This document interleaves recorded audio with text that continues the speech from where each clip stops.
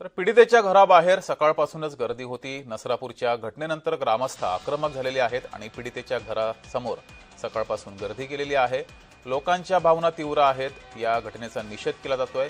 आमचे प्रतिनिधी प्रीतम पुरोहित यांनी पीडितेच्या घराबाहेरून आढावा घेतलाय, पाहूयात। परवापासून राज्यामध्ये फक्त एकच विषय चर्चेला येतोय, तो म्हणजे पुणे जिल्ह्यातील नसरापूर गावामध्ये घडलेली एक हृदयद्रावक घटना।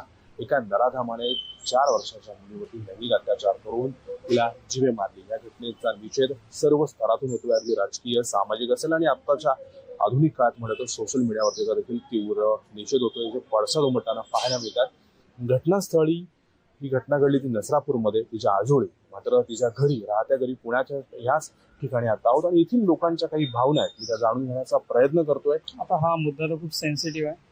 एवढीच मागणी असेल की गव्हर्नमेंट जे आहे, लाईक CM किंवा आपले डेप्युटी CM जे आहे, त्यांनी यामध्ये खूप बारकाईने लक्ष द्यावं।